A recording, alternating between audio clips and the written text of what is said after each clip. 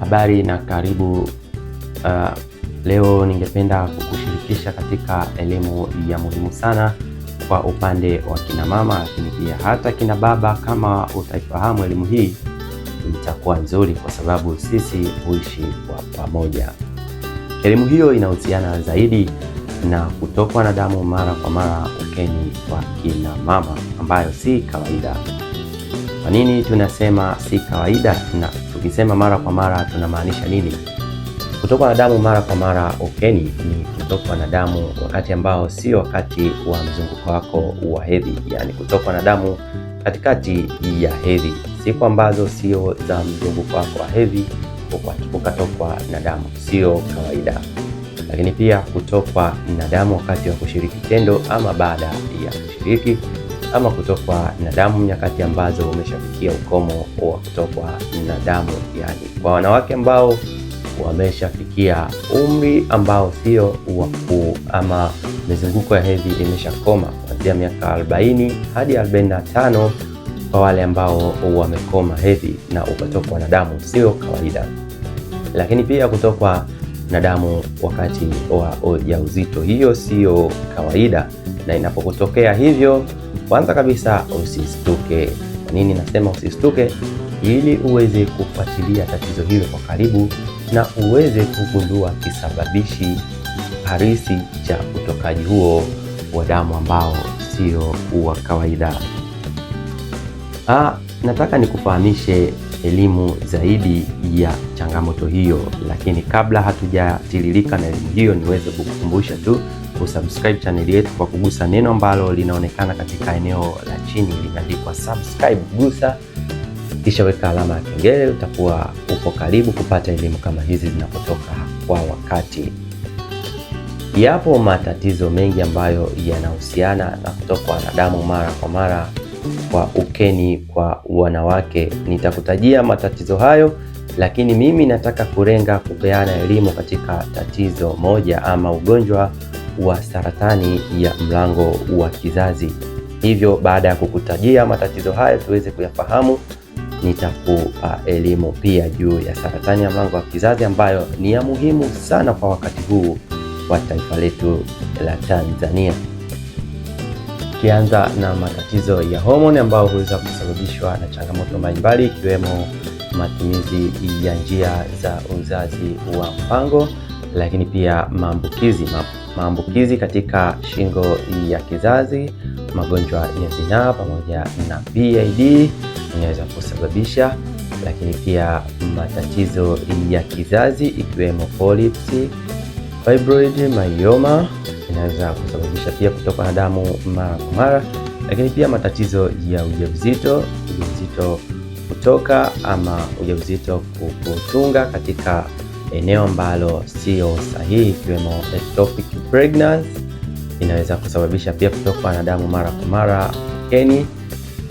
Lakini pia saratani ama mabadiliko ya awali ya ugonjwa huo wa saratani, ikiwemo saratani ya shingo ya kizazi, saratani ya kizazi ama saratani nyingine ambayo inahusiana na mfumo wa uzazi wa mwanamke, pia inaweza ikasababisha kutoka na damu mara kwa mara katika uke.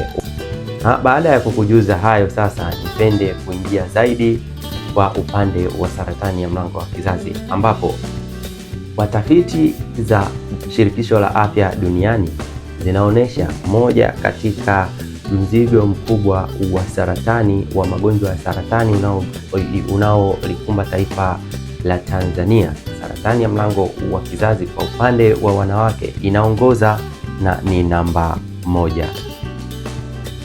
Tafiti zaidi pia zinaonyesha, ambao ni utafiti wa mwisho wa mwaka 2022 unaonyesha kwamba kati ya wanawake 100,000 wanawake 60 wana ugonjwa wa saratani ya mlango wa kizazi, huku tafiti hizo zikionyesha pia vifo 40 huweza kutokea kati ya wanawake 100,000.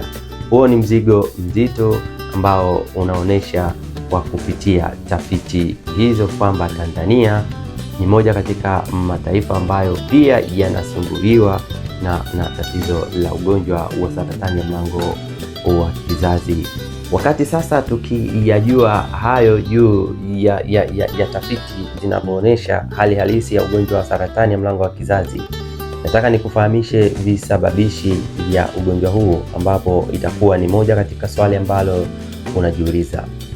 Moja katika visababishi vikuu vya ugonjwa wa saratani ya mlango wa kizazi ni kukutana mara kwa mara ama maambukizi ya mara kwa mara ya virusi ambavyo vinafahamika kama Human Papilloma Virus HPV, ambapo zipo jamii mbili za virusi hivyo, jamii ya aina ya 16 na aina ya 18. Hivyo unapokutana navyo mara kwa mara vinakuweka katika hatari ya kupata ugonjwa huu wa saratani ya mlango wa kizazi. Lakini kuna wanawake ambao wapo katika hatari ya kupata maambukizi ya virusi hivyo na ikasababisha kupata ugonjwa huo.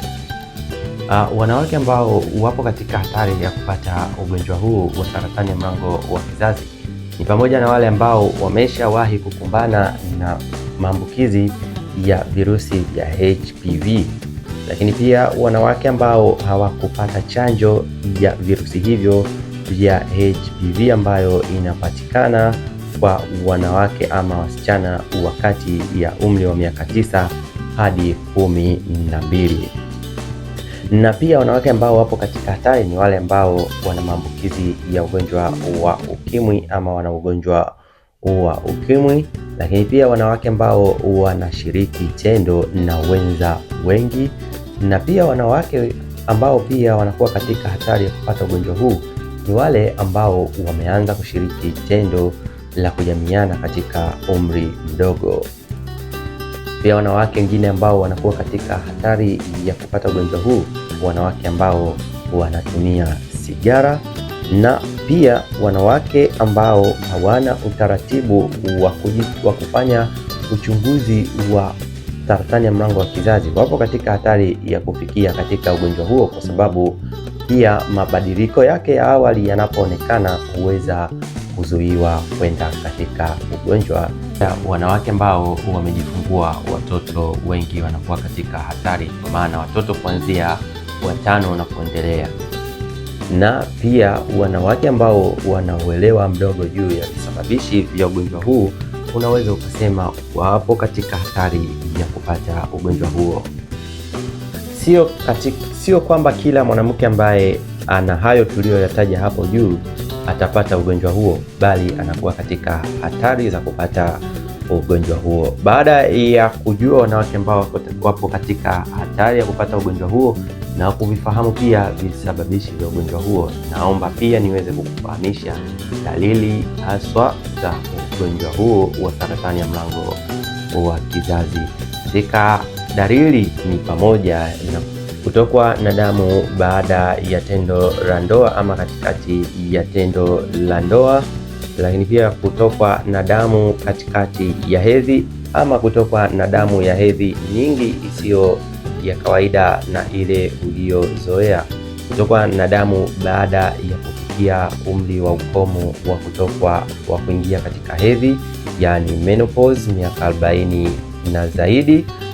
Lakini pia kutokwa na uchafu ukeni usio wa kawaida, uteute ama majimaji, wakati mwingine kuwa na harufu mbaya. Lakini pia katika dalili mojawapo ni pamoja na kupata maumivu ya nyonga, maumivu ya mgongo, maumivu ya miguu, wakati mwingine kuvimba mguu mmoja ama miguu yote, kudhoofika, kukosa nguvu, lakini pia kupungua uzito ni dalili ambazo unaweza ukazipata wakati wa ugonjwa huo. Lakini pia kwa wakati wa hatua za awali za ugonjwa huu huwa mara nyingi hauoneshi dalili. Hivyo ndio maana tunasisitiza kwamba wanawake wanapaswa kuwa na nyakati ambazo unafanyiwa uchunguzi, unafika kwa wataalamu wa afya, unafanyiwa uchunguzi wa saratani ya mlango wa kizazi kwa kujiwekea nyakati maalum ambazo wewe mwenyewe unaweza ukaenda ukafanyiwa uchunguzi. Inakuwa ni vyema zaidi kuweza kugundua ugonjwa ukiwa katika hatua za awali, ambapo matibabu yake yanakuwa na matokeo mazuri. Ugonjwa huu unayo madhara ambayo ni muhimu kuyafahamu ili uweze kujua kwamba ni vyema kufanya uchunguzi wa awali ili kuweza kufahamu ugonjwa kwa mapema. Moja katika madhara ambayo yanapatikana kutoka kwa ugonjwa huu ni upotevu mkubwa wa kiwango cha damu, ambao tunapata tatizo la anemia, lakini pia unaweza ukapata madhara ikiwemo maumivu makali ya nyonga, mgongo pamoja na miguu, kupata fistula ama kuunganika kwa mfumo wa uzazi ama mfumo wa mkojo na mfumo wa haja kubwa, lakini pia unaweza ukapata kuziba kwa mkojo ama kuathiri utokaji wa mkojo. Ni moja katika madhara ambayo yanapatikana kwa ugonjwa huu. Lakini pia moja katika madhara makubwa zaidi ni kuanza kusambaa kwa ugonjwa huu na kusambaa katika maeneo ya tezi na kusogea mbali zaidi hadi kufika katika mifumo mingine ya mwili ikiwemo mfumo wa upumuaji ama mfumo mwingine wowote. Lakini ugonjwa huu ni malignant, kitaalamu tunaita saratani yoyote ni malignant, ambayo huweza kusababisha ugonjwa kuhama kutoka eneo moja kwenda jingine. Saratani ya mlango wa kizazi ni moja katika saratani ambazo huwa na matibabu mazuri na huweza kutibika pale ambapo ugonjwa huu utaonekana ukiwa katika hatua za awali kabisa. Hivyo ni vyema kuwa na kawaida ya kufanya uchunguzi na kugundua ugonjwa ukiwa katika hatua za awali ili uweze kupata matibabu ambayo ni mazuri na yenye matokeo mazuri. Namna ya kujikinga, moja ya mbinu nzuri ya kujikinga ni kupata kinga ya chanjo ambayo inapatikana kati ya umri wa miaka 9 hadi 12 ya mwanamke. Hivyo ni vyema kama wewe umeshavuka umri huo, basi simamia katika wapendwa wako waweze kupata chanjo hiyo wakati wakiwa na umri huo. Lakini pia katika namna nzuri ya kujikinga ni kuwa na utaratibu wa kufanya uchunguzi wa mara kwa mara ili kuepuka matumizi ya sigara, lakini pia kuchunga mlo wako, kwa maana kuwa na mlo kamili, kuzingatia mazoezi pamoja na kukwepa matumizi ya vilevi, lakini pia kuepuka kushiriki tendo na wenza wengi ama kuwa na mwenza mmoja mwaminifu. Hiyo ni namna pia ya kujikinga. Baada ya kufahamisha hayo, ni kufahamishe pia utaratibu wa matibabu ya ugonjwa wa saratani ya mlango wa kizazi. Saratani ya mlango wa kizazi huweza kutibika vizuri zaidi ikiwa katika hatua za awali. Matibabu yake yanahusisha aina mbalimbali za matibabu. Katika matibabu mojawapo ni matumizi ya dawa ambazo zinaitwa chemotherapy, pamoja na matibabu ya mionzi ambayo inaitwa radiotherapy, mionzi ya nje pamoja na mionzi ya ndani. Lakini pia katika aina nyingine ya matibabu ni matibabu ya upasuaji ikiwa itahitajika. Hayo ni matibabu ambayo yanapatikana ili kutibu ugonjwa huo. Lakini pia matibabu ya dalili nyingine ambazo zinajionyesha huweza kutibiwa kwa aina ya matibabu mbalimbali kulingana na dalili ambazo unazionyesha, ikiwemo kama ni upungufu wa damu, kuweza kuongezewa damu ama kupewa dawa ambazo zinaongeza wingi wa damu, kama ni maumivu, kupewa dawa za kupunguza maumivu na vinginevyo vingi ambavyo vinahusika katika matibabu ya ugonjwa huo wa saratani ya mlango wa kizazi.